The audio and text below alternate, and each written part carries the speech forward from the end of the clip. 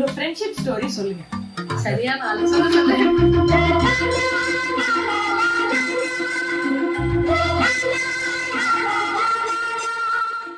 Okay, so friendship story சொல்லுங்க அப்படின்னு சொல்லுங்க.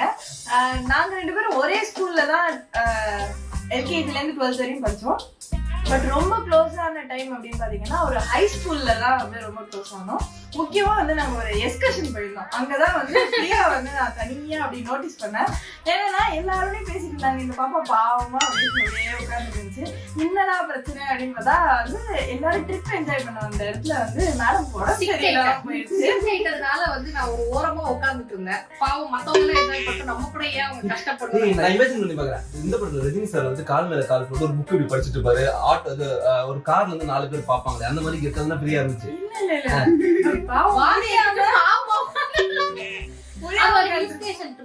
போயிட்டு வந்துட்டு ரொம்ப சிக்கை, தலை சுத்தல், வாந்தி, மயக்கம் எல்லாம் வந்து ஃப்ரீயா சாப்பிட முடியாம அப்படி உட்கார்ந்து இவங்க வந்து வழக்கம் போல பகுதிக்கு முந்தி போன்ற மாதிரி ஃபர்ஸ்ட் பகுதியில போய் சாப்பிட்டு வந்து எனக்கு கம்பெனி கொடுக்கறதுக்காக வந்து ஹாய் என்னாச்சு ஏன் இப்படி இருக்கீங்கன்னு கேட்க போய் இல்ல இந்த மாதிரி என் ஃப்ரெண்ட்ஸ் எல்லாம் நான் சாப்பிட அனுப்பிச்சிருக்கேன், அதனால நான் இங்க வெயிட் பண்ணிட்டு இருக்கேன். அப்புறம் நான் அப்படியே கம்பெனி கொடுக்க போய் எங்க 2 பேருக்குள்ள இருக்கிற பாண்டிங் ரொம்ப நல்லா இருக்குன்னு தெரிஞ்சு நிறைய மியூச்சுவலா நிறைய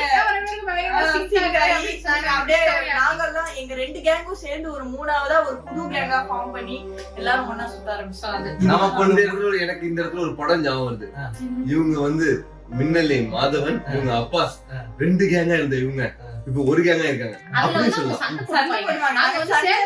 அப்ப காதல் தேசம் வினித் அப்பா அதுவும் கிடையாதா? அதெல்லாம் எதுவுமே கிடையாது. இது வைசாலி பிரியா. எங்களோட தனி கதை, யாரோட கதை மாதிரி எங்க கதை கிடையாது. இது ஒரு தனித்துவமான கதை. சோ உங்களுக்கு முடியாத காலத்துல உன்னால முடியும்னு சொல்றவன் தான் கடைசி காலம் வரைக்கும் இருப்பாங்கிறது வந்து இங்க ப்ரூவ் ஆயிருக்கு.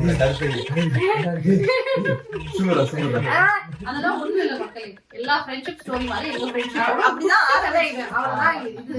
அதுதான் தோக்கப்புள்ளி. பாயசம் சாப்பிடுங்க ஃப்ரெண்ட் அப்படின்னு சொல்லி பாயசத்தை கொடுத்து இந்த ஃப்ரெண்ட்ஷிப்பை தொடக்கி வச்சாங்க. வாட்டர்மெலன் ஜூஸ் கொடுத்தாங்க.